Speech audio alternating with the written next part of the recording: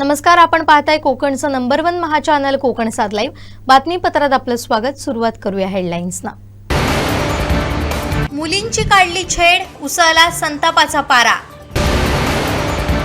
कोकणातील शेतकऱ्यांच्या आंदोलनानं मुंबईत तणाव. आणि पेट्रोल डिझेलसह सीएनजीनं खाल्लाय भाव. कोकण सात लाईव्हचा ग्राउंड रिपोर्ट. आता पाहूया सविस्तर बातम्या.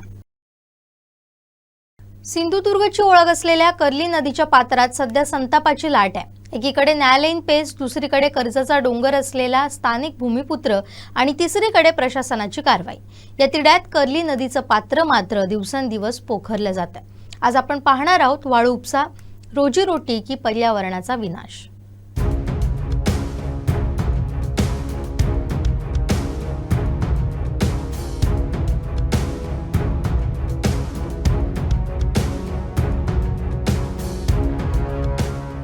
कर्ली नदीचं पात्र.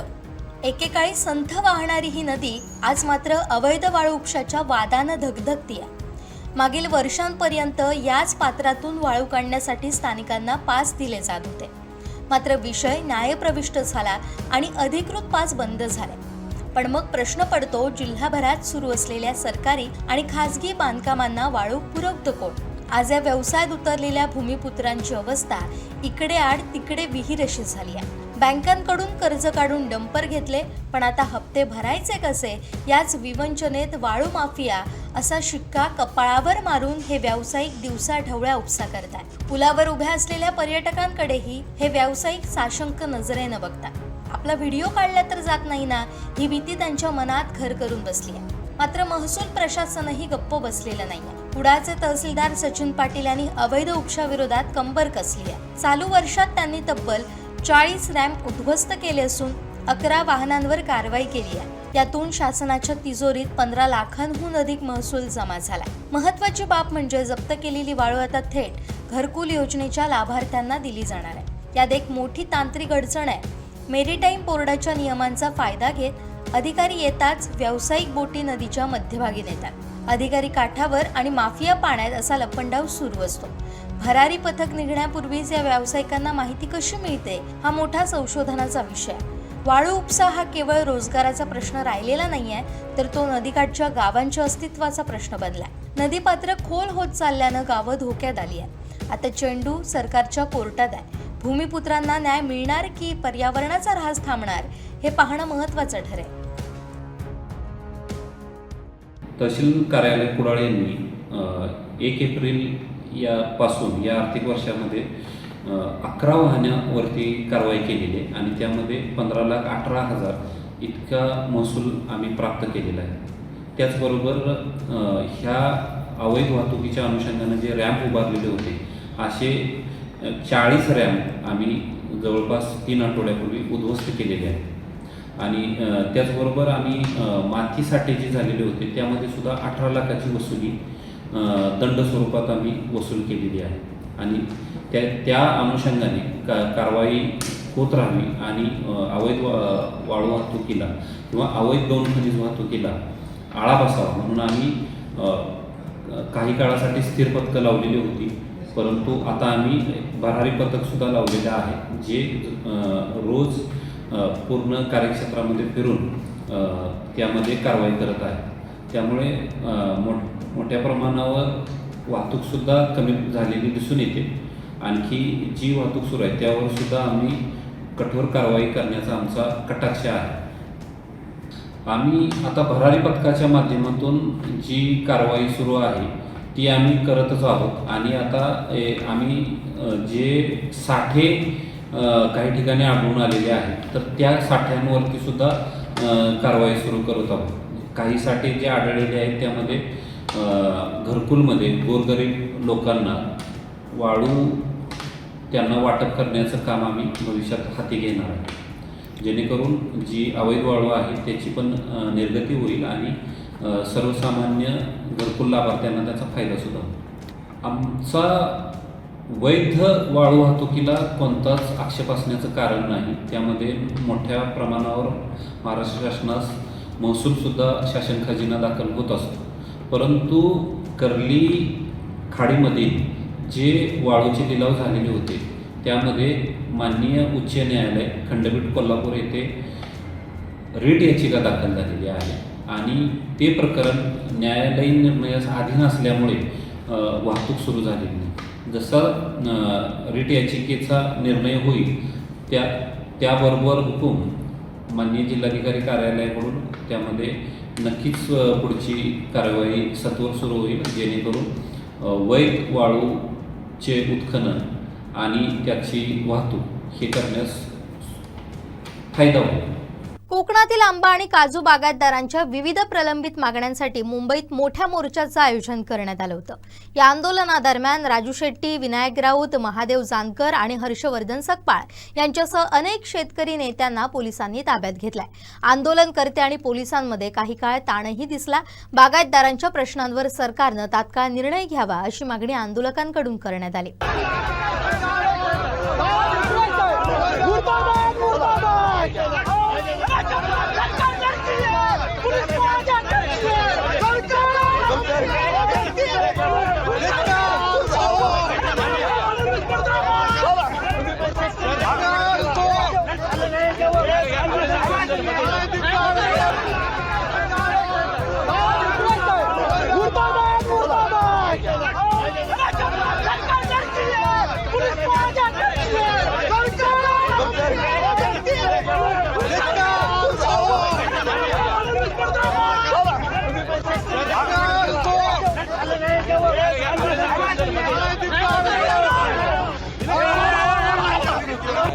मुंडे साहेब थांबा, शांत व्हा, शांत व्हा. तुम्ही इथं अडवू नका मला. दडपशाही करतो, दडपशाही. हिटलरची औलाद. शांत व्हा. इथं आम्ही आंदोलन केलं का? आमची चूक आहे का? मुंडे साहेब बोलू का नको तुम्ही सांगा. आमची चूक आंदोलन केलं का? आम्ही बोलणं झालं बोलतो. आम्ही आंदोलन केलं का सांगा. आम्ही तुम्ही बोलून घ्या मग मी सांगतो. साहेब आम्ही इथं पहिला बाहेर काढते. एक मिनिट आम्ही इथं आंदोलन केलं का? मला मी जेव्हा तुम्हाला बोलू द्याल तेव्हा मी बोलतो. बोला. ठीक आहे. तुमच्या आंदोलनाला सगळ्यांनी रेकॉर्ड करून घ्या रे आपल्याकडून पण. तुमच्या आंदोलनाला आम्ही परवानगी दिलेली नाही. अहो इथं आंदोलन केलं का आम्ही? नाही, आम्हाला इथं आंदोलन केलं का आम्ही? ऐका आम्हाला वाजवी तुमचं आंदोलन तुम्ही करणार आहात याची शंका आहे. मी ऐका मी तुम्हाला कायदेशीररित्या रेकॉर्डवर सांगतो आहे की आम्ही तुम्हाला ताब्यात घेत आहोत. अहो पण इथं कसं ते? ठीक आहे ना. मी आमची चूक असेल तुम्ही योग्य त्या कोर्टात दाद मागा. ऐका साहेब. आपण घेतला होता तर संघर्ष आम्ही इथं आम्ही आंदोलन केलंय का? मी तुम्हाला काय सांगतो. केलं का सगळं आम्ही आंदोलन केलं का इथं? चूक असेल तर तुम्ही कायदेशीररित्या हे मागा. काय केलं काय म्हणजे? मी तुम्हाला काय सांगतो, आम्हाला वाजवी संशय आहे. आम्ही आमच्या ऑफिसमध्ये बसायचं. इकडे ऐका, मी तुम्हाला काय सांगतोय. आम्ही आमच्या ऑफिसमध्ये बसायचं. एक मिनिट, मी तुम्हाला सगळ्यांना सांगतोय, मी विनंती करतोय की तुम्हाला आम्ही ताब्यात घेत आहोत.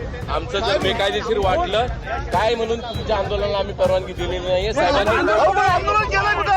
नाही केलं तरी आंदोलन करणारे तुमच्या म्हणण्यावर 52-70 लोक आम्ही ताब्यात घेतलेले आहेत. आम्ही आंदोलन केलंय का? नाही केलं, तुम्हाला जर या कारवाईच्या विरुद्ध काही बोलायचं असेल तर कोर्टात बोलावा असं मी तुम्हाला एवढी करतो खुल्या अंमली पदार्थ बाकीच्या गोष्टी हप्ते घेतात. शांत व्हा. जरा हप्ते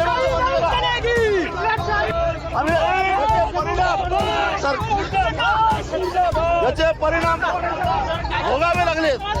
आम्ही न्याय मागतोय. आम्ही काय भीक मागत नाही.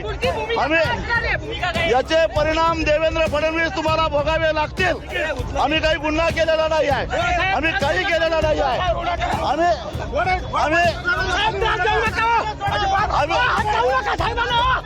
आम्ही काही केलेलं नसताना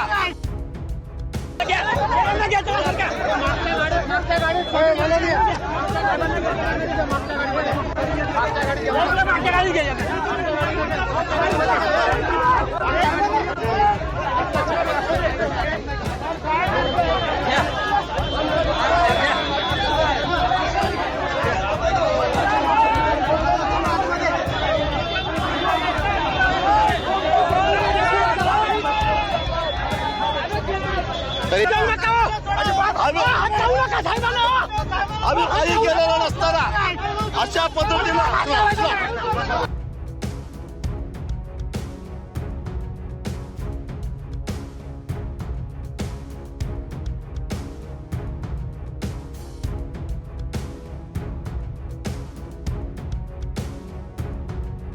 मुंबई गोवा जानवली महामार्गावर पेट्रोल पंपासमोर शुक्रवारी दुपारच्या सुमारास दुचाकी आणि अर्टिका कार यांच्यात भीषण अपघात झाला। या अपघातात दुचाकीस्वार गंभीर जखमी झाला असून त्याच्या हाताला आणि पायाला गंभीर दुखापत झाली आहे। मिळालेल्या माहितीनुसार दुचाकीस्वार जानवली येथील पेट्रोल पंपावरून पेट्रोल भरून महामार्ग ओलांडत असताना कणकवलीहून मुंबईच्या दिशेने जाणाऱ्या अर्टिका कारनं दुचाकीला जोरदार धडक दिली। धडकेनंतर दुचाकीस्वार रस्त्यावर फेकला गेला। त्यानं हेल्मेट परिधान केलं असल्यानं डोक्याला गंभीर दुखापत होण्यापासून वाचला।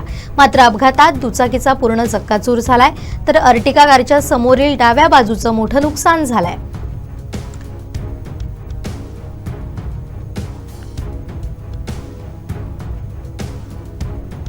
पेट्रोल डिझेल दरवाढीच्या निषेधार्थ ठाकरे शिवसेनेनं कणकवलीत माजी आमदार वैभव नाईक यांच्या नेतृत्वाखाली आंदोलन छेडलं। ठाकरे शिवसैनिकांनी येथील बसस्थानक ते आप्पासाहेब पटवर्धन चौक असा मोर्चा काढत पेट्रोल दरवाढ केंद्र सरकारच्या विरोधात घोषणाबाजी करत निषेध केला। पेट्रोल डिझेलची दरवाढ थांबली नाही तर राज्यभर मोर्चा काढू असा इशाराही नाईक यांनी दिलाय। ठाकरे शिवसैनिकांनी जोरदार घोषणाबाजीही केली। आंदोलनात ठाकरे शिवसेना महिला आघाडी प्रमुख नीलम सावंत पालव, नगरसेवक संकेत नाईक, जयेश धुमाळ, युवासेना पदाधिकारी राजू राठोड, सामाजिक कार्यकर्ते चंद्रहास उर्फ बबली राणे, विलास गुडेकर, योगेश मुंज, अजित काणेकर, तेजस राणे, चेतन पाटील, फैयाज शेख, सहदेव नाईक, रोहित राणे, निळकंठ राणे, स्वप्नील खांदारे आदी सहभागी झाले होते।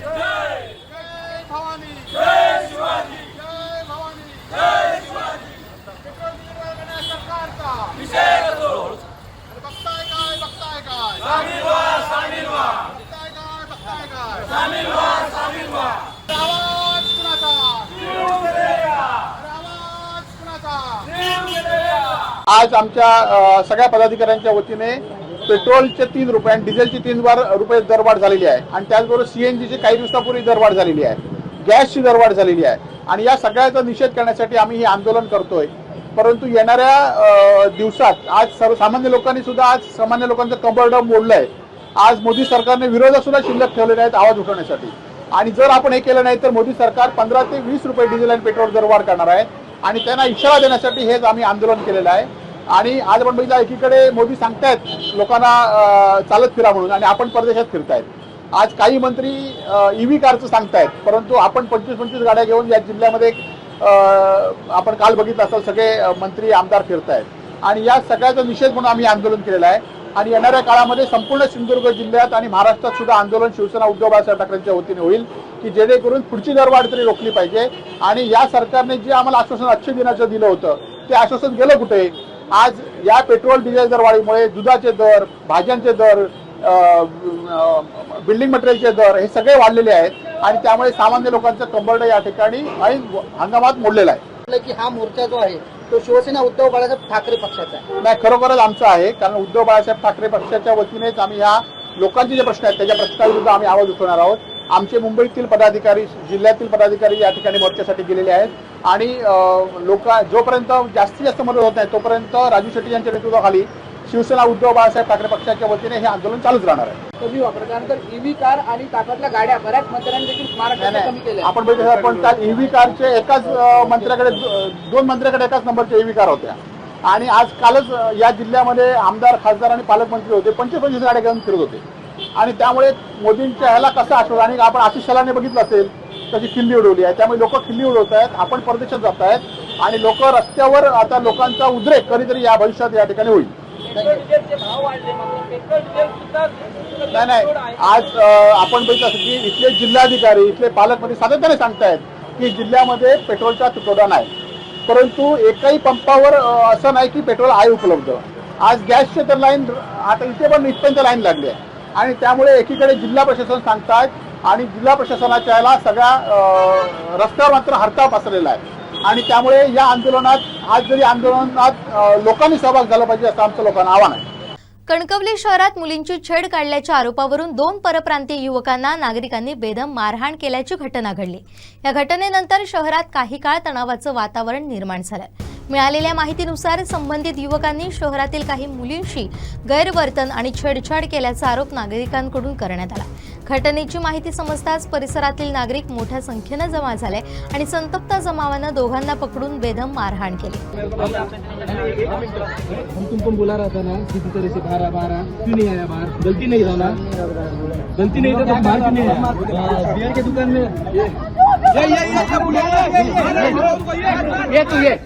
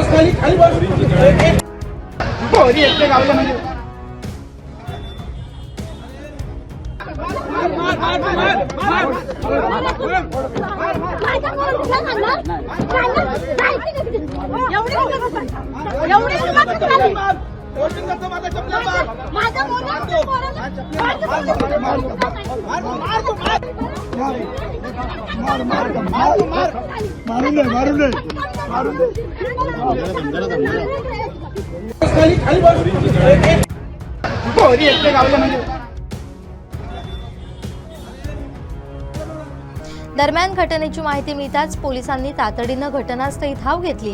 पोलीस निरीक्षक तेजस नलावडे यांनी जमाव जास्त वाढल्यानंतर उपविभागीय पोलीस अधिकारी घनश्याम आढाव हे देखील दाखल झाले।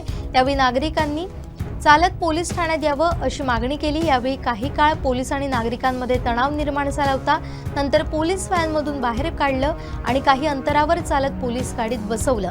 यावेळी स्थानिक नागरिक देखील पोलीस ठाण्यात दाखल झाले होते। त्यानंतर गुन्हे दाखल करण्याची मागणी करण्यात आली। पोलिसांनी संबंधित दोघांना ताब्यात घेत पुढील चौकशी सुरू केली असून शहरात पोलीस बंदोबस्त वाढवण्यात आला। सदर मुली या माझ्या वार्डातल्या आहेत, वार्ड क्रमांक 12 तेलियाळीमध्ये राहणाऱ्या आहेत। या मुली दुपारच्या वेळेस शिवण क्लाससाठी जात असताना या पार्लरमधल्या 2 युवक पाठीमागून त्यांच्या येऊन त्यांची छेड काढली त्यांनी। जेव्हा मुलींनी विरोध केला तेव्हा ते जास्तच त्यांना त्रास द्यायला लागले, त्यांच्या भोवती गिरट्या घालायला लागले आणि जेव्हा या मुलींनी आपल्या घरच्या नातेवाईकांशी संपर्क साधला तेव्हा ते ऐकून मग ते घाबरून आपल्या रूमवरती पळून गेले।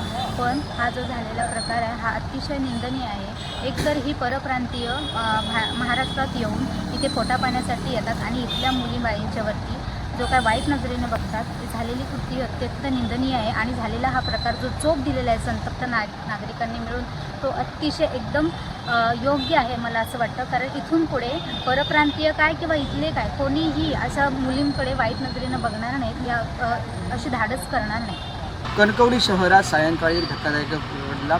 परप्रांतीय 2 युवकांनी 2 मुलींची छेड काढली आणि त्या दरम्यान संतप्त नागरिकांनी त्या 2 युवकांना चोप दिला आणि त्यानंतर त्यांची झिंड काढण्यासाठी पोलिसांना सांगितलं। पोलीस व्हॅनमधून त्यांना बाहेर काढून त्यांची झिंड देखील काही अंतरावरची काढण्यात आली। यावेळी तणाव निर्माण झाला होता पोलिसांमध्ये आणि स्थानिक नागरिक तणाव देखील निर्माण झाला होता। त्या दोघांना पोलीस स्थानकात आणून त्यानंतर कारवाई करावी अशी देखील मागणी होती। ह्या सध्या त्यानंतर पोलीस स्थानकात येथील नागरिक हे देखील आता एकंदरीत जमा झालेले आपल्याला दिसत आहेत। पोलिसां स्टेशनमध्ये ते दाखल झालेले आहेत। पोलिसांकडे मागणी करत आहे की त्यांच्यावर गुन्हे दाखल करावे अशी देखील एक मागणी त्या पोलिसांकडे हे स्थानिक नागरिक करत आहेत। त्या दरम्यान हरण्या तेलिया येथील बहुसंख्य आणि कणकवली शहरातील जे सर्वच जे नागरिक आहेत ते दाखल झालेले आहेत। माजी नगराध्यक्ष समीर नलावडे यांनी देखील येथे भेट देऊन माहिती जाणून घेतली। नगराध्यक्ष संदेश पारकर हे देखील आले होते। माजी नगर समीर नलावडे यांनी देखील भेट घेतली होती आणि नगरसेवक देखील आले होते आणि या घटनेचे जे पडसाद आहे ते उमटताना दिसत आपल्याला। प्रत्येकजण भेट देऊन माहिती घेतात, त्यांच्यावर कारवाई अशी मागणी करतोय आणि अशा धक्कादायक जी घटना घडू नये यासाठी म्हणजे आवाज उठवा असे देखील बोललं जाते। एकंदरीत सर्व जी घटना आहे ती निंदनीय आणि पोलीस स्थानकात आता सर्वजण हे जे नागरिकांकडे दाखल झालेले आहेत आणि त्यांच्यावर गुन्हे दाखल करा अशी मागणी करत आहेत। उमेश बुचडे, कोकणसाद लाईव्ह, कणकवली। छत्रपती शिवाजी महाराज समाधान शिबिर अभियान कार्यक्रम जिल्हाधिकारी कार्यालयातील जिल्हा नियोजन सभागृहात पार पडला। अभिनयाच्या माध्यमातून नागरिकांना तब्बल 20,000 पेक्षा जास्त दाखले द्यावे लागणं हेच प्रशासनानं आत्मचिंतन करण्यासारखं आहे. प्रशासन लोकांना सेवा देण्यास कमी पडत होतं हे जे आकडेवारीवरून दिसून येतं. दाखल्यांचा आकडा ज्यावेळी शून्यावर येईल तेव्हाच आपण गतिमान प्रशासन म्हणू, अशा कडक शब्दात पालकमंत्री नितेश राणेंनी प्रशासनाची कान उघडणी केली. दरम्यान भविष्यात दाखल्यांसाठी विशेष शिबिरं किंवा कार्यक्रम घेण्याची वेळ येणार नाही असं आश्वासन देखील राणेंनी उपस्थित नागरिकांना दिलं. यावेळी पालकमंत्री नितेश राणे, जिल्हाधिकारी तृप्ती धोडमिसे, मुख्य कार्यकारी अधिकारी रवींद्र खेबुडकर, जिल्हा बँक अध्यक्ष मनीष तळवी, निवासी उपजिल्हाधिकारी मच्छिंद्र सुट्टे, कुडाळ प्रांत ऐश्वर्या काळुसे, तहसीलदार सचिन पाटील, नागरिक उपस्थित होते. पालकमंत्री नितेश राणे यांच्या हस्ते प्रातिनिधिक स्वरूपात नागरिकांना विविध प्रकारच्या दाखल्यांचं वाटप करण्यात आलं. आदरणीय मुख्यमंत्री महोदय, आदरणीय महसूल मंत्री महोदय आणि शासनाच्या मनोदयातून आलेला हा उपक्रम, याचं उद्दिष्ट केवळ एवढंच आहे की सामान्य नागरिकांचे, शेतकऱ्यांचे, विद्यार्थ्यांचे, महिलांचे प्रश्न या शिबिरामध्ये एकाच दिवशी एकाच छताखाली सोडवणे. अर्थात छत्रपती शिवाजी महाराजांच्या लोककल्याणकारी आणि न्यायप्रिय विचारांमधून ही प्रेरणा घेऊन हा उपक्रम शासनाने प्रशासनाला अधिक लोकाभिमुख, गतिमान आणि पारदर्शक बनवण्यासाठी हा शासनाने केलेला प्रयत्न आहे. महाराष्ट्र शासनाच्या 18 फेब्रुवारी 2026च्या जिल्ह्याच्या अनुषंगाने छत्रपती शिवाजी महाराज महाराजस्व समाधान शिबिर अभियान हे गेल्या 3 महिन्यापासून म्हणजे 7 मार्च 2026 पासून राबवण्यात येत आहे. आणि 7 मार्च 2026 ते 13 मे 2026 या कालावधीमध्ये सिंधुदुर्ग जिल्ह्यातील एकूण 57 महसूल मंडळांपैकी 46 महसूल मंडळांच्या ठिकाणी ही समाधान शिबिरे आयोजित करण्यात आली. त्यानंतर आज देखील 7 मंडळ जिल्ह्यातील 7 मंडळांच्या ठिकाणी ही समाधान शिबिरे आयोजित केलेली आहेत. आणि यामध्ये एकूण 11 महसुली सेवा आम्ही देण्यात आल्या. त्यामध्ये फेरफार 2028, 7/12 दुरुस्ती 644, उपलब्ध करून देण्यात आलेले 7/12 5182, 8चे उतारे 3454, त्याचप्रमाणे विविध प्रकारचे प्रमाणपत्रे 7177, सिंगल विंडो क्लिअरन्समध्ये निकाली करण्यात आलेले अर्ज 921, कमी जास्त पत्रके तयार करून अद्ययावत करण्यात आलेली प्रकरणे 36, जिवंत 7/12 मोहिमेअंतर्गत उपलब्ध अभिलेख 192, भोगोटादार वर्ग 2 मधून वर्ग 1 मध्ये रूपांतरित केलेली प्रकरणे 54, पानंद रस्त्यातील प्रशासकीय मान्यता 1 आणि सर्वांसाठी घरे अंतर्गत ताबा पावती दिलेले 45 असे एकूण 20,201 लाभार्थ्यांना विविध प्रकारचे महसुली लाभ हे महसूल विभागाकडून देण्यात आलेले आहेत. या सदर शिबिराच्या ठिकाणी तालुकास्तरीय नोडल अधिकारी म्हणून विविध उपजिल्हाधिकारी दर्जाचे अधिकारी देखील नेमण्यात आले होते. यातील सर्वात महत्त्वाचे जे आमचे कामं झाले त्याच्यामध्ये मौजेगेळे तालुका सावंतवाडी येथे कबुलायत गावकार जमिनीचे एकूण 230 लाभार्थ्यांना विविध प्रकारचे भूखंड वाटपाचे आदेश हे आमच्या कार्यालयाकडून निर्गमित करण्यात आले आणि त्यांना त्यांच्या हक्काचे 7/12 अभिलेख उपलब्ध करून देण्यात आले. त्याच पद्धतीने महसूल विभागाच्या 26/8/2025च्या शासन ज्ञापनाने मौजे वेंगुर्ला येथील कॅम्प गवळीवाडा येथील सर्वे नंबर 491 मध्ये 42 स्थानिक रहिवाशांच्या अतिक्रमण नियमानुकूल करण्यात आले आणि त्यांना देखील त्यांचे हक्काचे अधिकार अभिलेख उपलब्ध करून देण्यात आले. त्याचप्रमाणे मौजे तळेगाव तालुका कुडाळ जिल्हा सिंधुदुर्ग येथील शासकीय जमिनीमधून ग्रामपंचायत मानगाव यांना रस्त्यासाठी विनामूल्य आम्ही जागा उपलब्ध करून दिली आणि तिथे वहिवाटीसाठी रस्ता उपलब्ध करून देण्यात आला. अशाच पद्धतीने मौजे आई तालुका दोडामार्ग येथे देखील शासकीय जागा ही शेतकरी आणि ग्रामस्थ यांना येणे जाण्यासाठी कायमस्वरूपी विनामूल्य आम्ही प्रदान केल्याचा आदेश देखील करण्यात आलेला आहे. आज या शिबिर कालावधीत मौजे, ओरूड, बुद्रुक, रानबांबोळी, अनाव या 3 गावांमधून सिंधुदुर्ग नगरी हे स्वतंत्र महसुली गाव आम्ही यापूर्वीच घोषित केलं होतं. त्या अनुषंगाने त्याचा आकारबंद आज तयार करण्यात आलेला असून नजीकच्या काळामध्ये स्वतंत्र 7/12 अभिलेख देखील आम्ही तयार करू असे मी आश्वासन देते. या कार्यक्रमासाठी माननीय पालकमंत्री महोदय यांनी विशेष वेळ आम्हाला उपलब्ध करून दिला त्याबद्दल मी त्यांचे प्रशासनाच्या वतीने आभार मानते. इथे बसलेला प्रत्येक व्यक्तीच्या चेहऱ्यावर असलेलं समाधान हे शब्दापलीकडे त्यांच्याकडे बघितल्यानंतरच कळत. हातात असलेला दाखला हा प्रत्येकाच्या आयुष्यामध्ये एवढं परिवर्तन आणू शकतो, एवढे लाभ मिळवून देऊ शकतो. आणि आज जेव्हा तुम्ही ह्या समाधान या शिबिर जेव्हा घरी जाल तर मला विश्वास आहे आमच्या महायुतीच्या सरकारला निश्चित पद्धतीने तुम्ही आशीर्वाद द्याल ही अपेक्षा या निमित्ताने मी व्यक्त करणार आहे. खरं म्हटलं तर एकंदरीत पूर्ण ही माहिती वाचल्यानंतर जिल्हाधिकारी मॅडम असतील, अन्य प्रशासनाचे अधिकारी असतील, मी तुमचं सहकारी म्हणून ह्या निमित्ताने काही अपेक्षा या निमित्ताने व्यक्त करणार आहे. जिल्ह्याच्या निर्मितीपासून ते आतापर्यंत या जिल्ह्याच्या प्रशासनाचा कारभार हा पारदर्शक व्हावा, गतिमान व्हावा, यासाठी सन्मान्य राणेसाहेब असतील आणि माझ्या नंतर आलेला प्रत्येक पालकमंत्री ज्यांनी ज्यांनी या जिल्ह्याचं नेतृत्व केलं, त्या प्रत्येकाची हीच अपेक्षा होती की जनतेसाठी कारभार किंवा लोकबहुल कारभार असावा, या उद्दिष्टाने आम्ही सगळेजण आतापर्यंत काम करत आलेलो आहोत. पण हा आकडा 20,201 लोकांना विविध प्रकारचे दाखले आम्ही दिले, हा आकडा तसं भूषण नाही.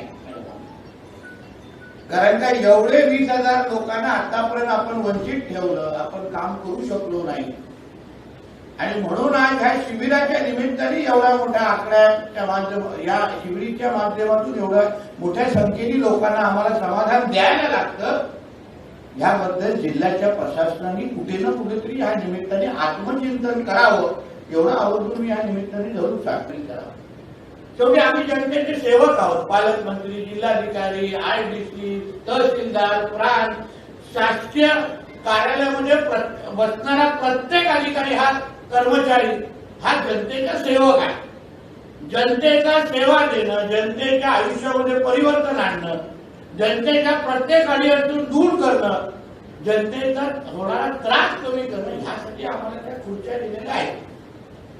हे एवढं जेव्हा ज्या दिवशी आपण स्वीकारू आणि प्रामाणिक पद्धतीने ती भावना अगर आपण जोपासू, तर मी तुम्हाला सांगतो की ते दाखला देण्याच्या निमित्ताने वेगळा कार्यक्रमच घ्यायला लागणार नाही. अखिल भारतीय औषध विक्रेता संघटनेनं पुकारलेल्या देशव्यापी आंदोलनाला पाठिंबा देण्यासाठी सिंधुदुर्ग जिल्ह्यातील सर्व औषध विक्रेते बुधवारी 20 मे 2026 रोजी कडकडीत बंद पाळणार आहेत. यासाठी जिल्ह्यातील औषध विक्रेत्यांनी आंदोलनाची तयारी सुरू केली आहे.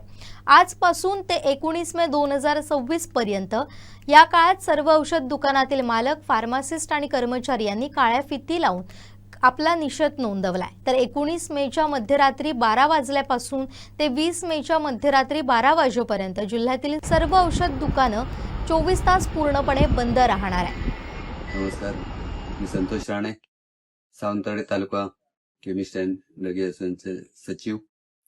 आज या ठिकाणी येणाऱ्या बुधवारी 20 मे रोजी संपूर्ण भारतात अखिल भारतीय औषध विक्रेती संघटना व्यवस्थितीय यांनी पुकारलेल्या अखिल भारतीय औषध विक्रेता बंदबाबत आपणास आवाहन करू इच्छितो की सर्व रिटेल होलसेल व्यापाऱ्यांनी या दिवशी बंद ठेवून या आंदोलनात सहभागी व्हायचं आहे. यात महत्वाचे मुद्दे म्हणजे ई फार्मसी बेकायदेशीर जे अनियंत्रित संचलन चालू आहे ते कुठेतरी थांबलं पाहिजे. मोठ्या कॉर्पोरेट कंपन्यांकडून शोषणात्मक जी किंमत धोरणे ते पण थांबलं पाहिजे. या सर्व मागण्यांसाठी आम्ही आमचे येवसडेचे आपल्या भारताचे अध्यक्ष, अखिल भारतीयचे अध्यक्ष सन्माननीय जगन्नाथरावजी शिंदे साहेब यांच्या नेतृत्वाखाली हे आंदोलन आम्ही करणार आहोत. तरी सर्व व्यापारी बंधूंना, औषध विक्रेत्यांना, होलसेल म्हणा किंवा रिटेल म्हणा, त्यांनी आपल्या सर्व दुकान आस्थापने बंद ठेवून आणि आपल्या सर्व कुटुंबासहित, कर्मचाऱ्यांसहित या आंदोलनात सहभागी व्हायचं आहे. या आंदोलनात आपला 20 मे रोजी सकाळी 11 वाजता जिल्हाधिकारी कार्यालयासमोर करणार आहोत. तरी सर्व व्यापारी, आपल्या औषध विक्रेत्यांना आव्हान आहे की या आंदोलनात सहभागी व्हा आणि यातनं आपण नक्कीच यशस्वी होऊ असं सर्वांना आवाहन करतो. हा बंद ऑल इंडिया अशा लेवलचा बंद आहे आमचा केमिस्ट म्हणून. कारण केमिस्टांचे अनेक वर्षाचे शासन दरबारीचे प्रश्न आहेत ते मार्गी लागत नव्हते. त्याच्यात प्रामुख्याने बंद हा ऑनलाईन मेडिसिनच्या बाबतीत आहे. ऑनलाईन मेडिसिन हा विषय असा आहे की रिटेल किंवा होलसेल आमचे असतील तर त्यांना कायद्याच्या बडगाखाली आपले व्यवसाय करावे लागतात. परंतु ऑनलाईनला जी मेडिसिन ग्राहकांना दिली जातात त्याच्यामध्ये तुमच्या महिलांच्या बाबतीतली जी काही औषधं असतील, MTP किट म्हणून जे येतं, म्हणजे स्त्री भ्रूण हत्येच्या संदर्भात जो कायदा आहे तर ती अवेलेबल कस्टमरला फ्रीली होत असल्यामुळे तरुण पिढीला ती घातक आहेत. त्यानंतर नार्कोटिक ड्रग्ज जे आहेत, म्हणजे झोपेची औषधं जी असतात, अशा प्रकारची औषधं वगैरे तरुण पिढीला ऑनलाईनच्या माध्यमातून मिळतात. त्याला कोणत्याही प्रकारचं कायद्याचं बंधन राहत नाही आणि अशा पद्धतीने केमिस्टला मात्र कायद्याचा बडगा दाखवला जातो आणि ही औषधं ही कायद्याच्या चाकोरीमध्ये रिटेल केमिस्ट आणि होलसेल केमिस्टनं विकावी लागतात. आणि कोरोनाच्या काळामध्ये जो कायदा केलेला होता ते घरपोच औषधं, ते कायद्याला अनुसरून नाही, कोरोनाच्या कालावधीमध्ये म्हणून ते केलेली होती आणि बंद करण्यात यावी घरपोच.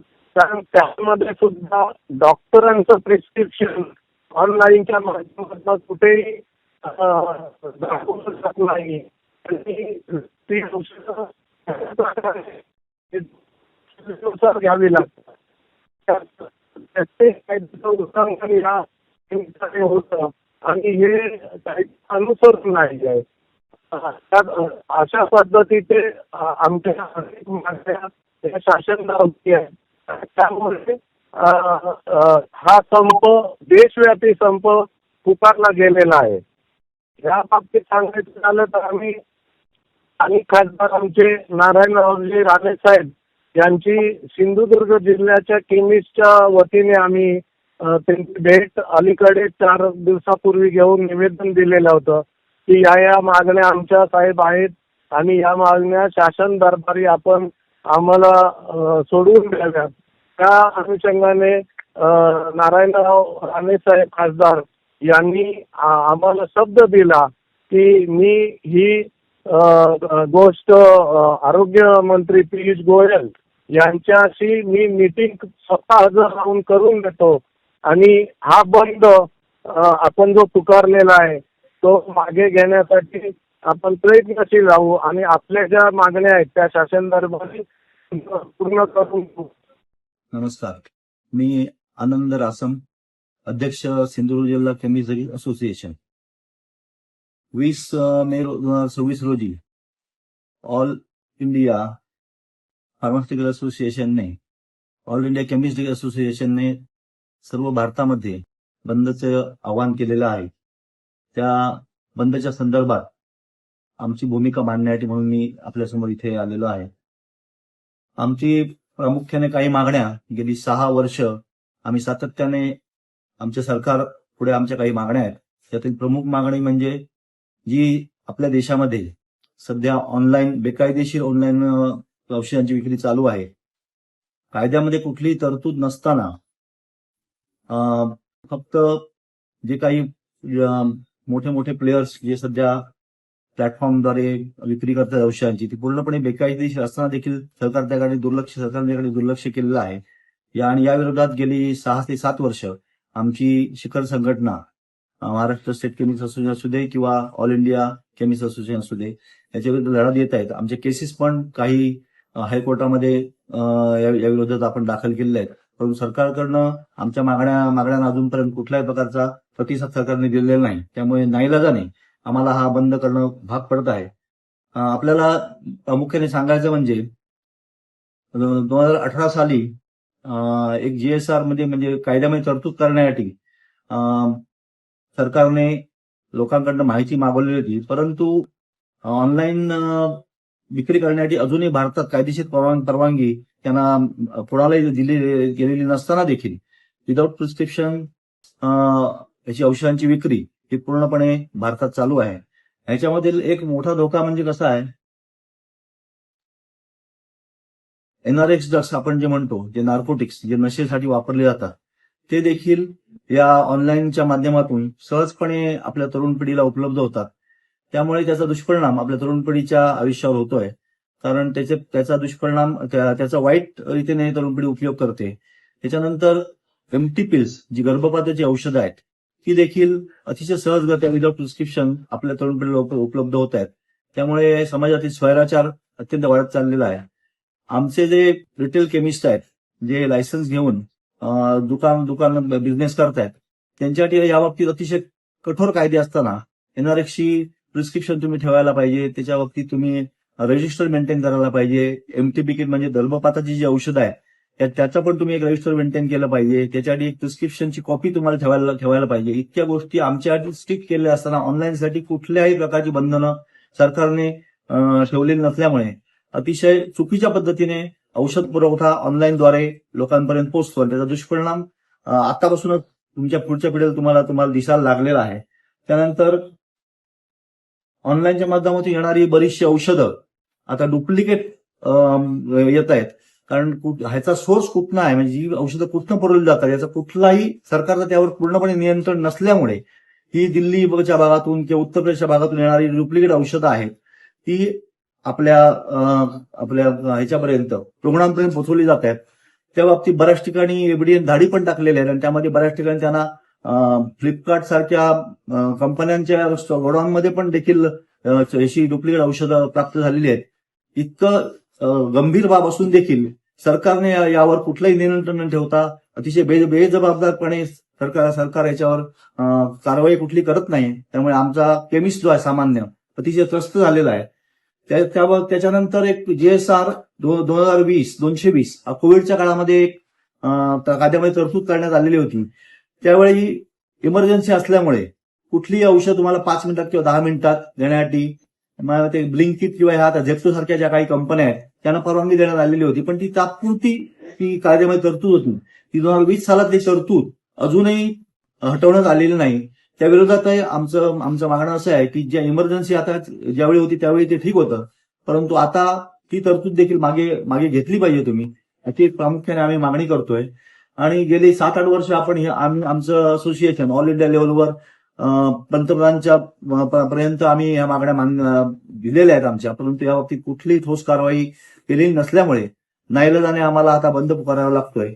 आणि दिनांक 19/6/2026 रोजी रात्री 12 वाजल्यापासून दुसऱ्या दिवशी 20/6/26 रात्री 12 वाजेपर्यंत आमच्या जिल्ह्यातील सगळे दुकानं तसेच आणि संपूर्ण देशातील सर्व केमिस्ट हे आपला दुकानं बंद करून याचा निषेध सरकारचा करणार आहोत.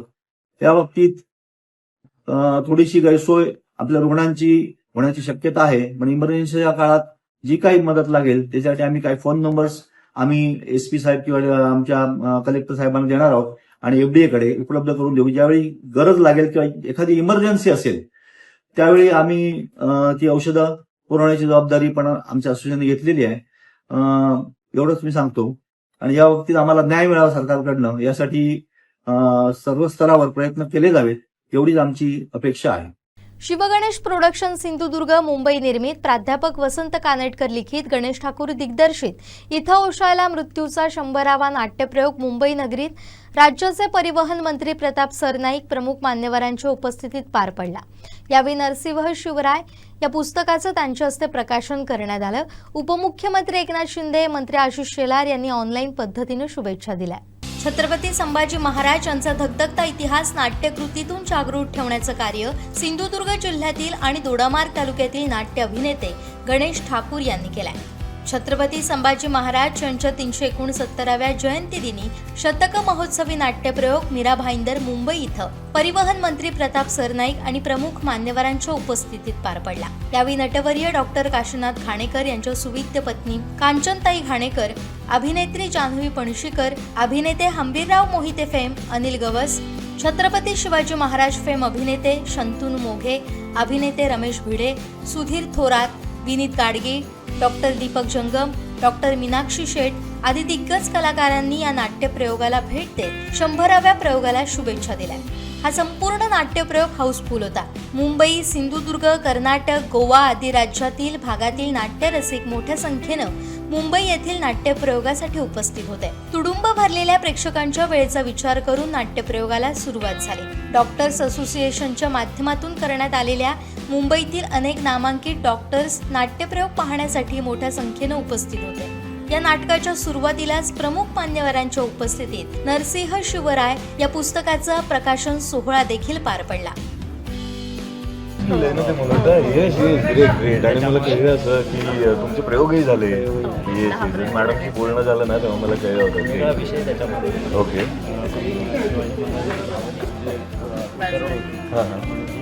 निश्चयाचा महामेरू महाराजांना का म्हटलंय? बरोबर. कारण बघा ना, त्यांची बायको त्यांच्यावरती ज्योतिषावरती असताना सुद्धा त्यांनी दुसऱ्या दिवशी अफजल खान मारायला गेलो. त्या गोष्टीला हायलाईट करून आणि पुराणामधून इतिहासाकडे कसं प्रेरणा घेतली. नरसिंह आपण शेजारी नरसिंह दाखवतो. अरे वा. नरसिंह कसा फाडला त्या पद्धतीने मग फ्लॅशबॅक दाखवतो. अरे वा. बरं बरं. जिजाऊंची सुद्धा तुम्हीच लिहिलंय ते. अरे आणि जिजाऊंची सुद्धा एक वेगळी बाजू त्याच्यामध्ये म्हणजे आपला थोरला पुत्र गेल्यानंतर आपला असलेला पुत्र शहाजीराजे दूर बंगळुरात आहे. जिजाबाई एकटे आहे तिकडे, पण तरी सुद्धा आपला दुसरा पुत्र मातोंड पेंडूर येथील स्वयंभू आणि जागृत देवस्थान श्रीदेवी सातेरी परिवार देवता वर्धापन दिन सोहळा शुक्रवारी मातोंड सातेरी मंदिर इथं मोठ्या उत्साहात साजरा करण्यात आला.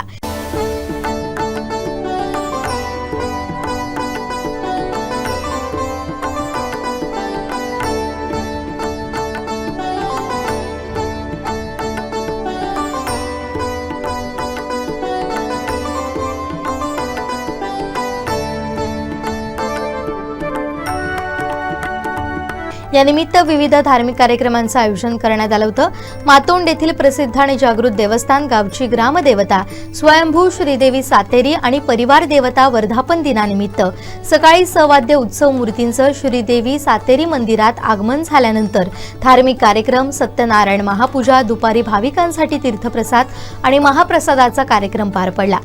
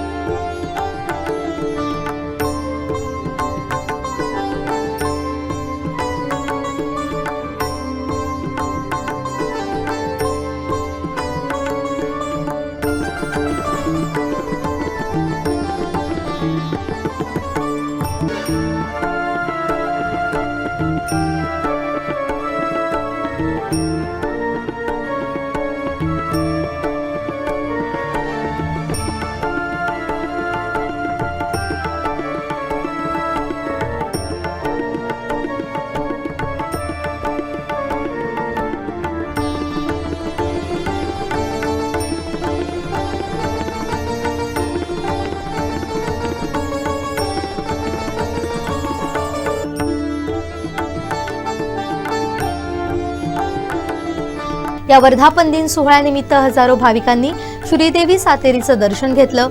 भाविकांना सुलभ दर्शन व्हावं तसेच महाप्रसादाची उत्तम व्यवस्था देवस्थान कमिटी, गावकर मंडळी आणि ग्रामस्थांच्या वतीनं करण्यात आली होती.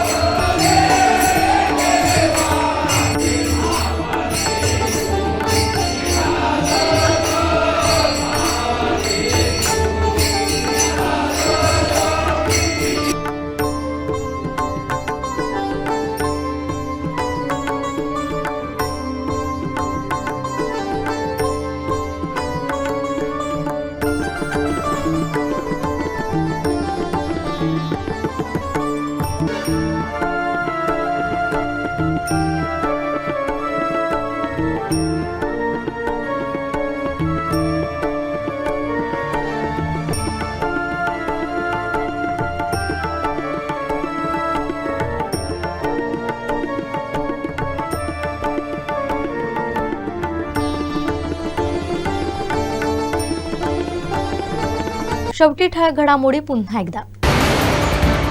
मुलींची काढली छेड, उसळला संतापाचा पारा. कोकणातील शेतकऱ्यांच्या आंदोलनानं मुंबईत तणाव. आणि पेट्रोल डिझेलसह सीएनजीनं खाल्लाय भाव. कोकण सात लाईव्हचा ग्राउंड रिपोर्ट. बातमीपत्रात वेळ झाली इथेच थांबण्याची. पाहत राहा कोकणचं नंबर 1 महा चॅनल कोकण सात लाईव्ह. धन्यवाद.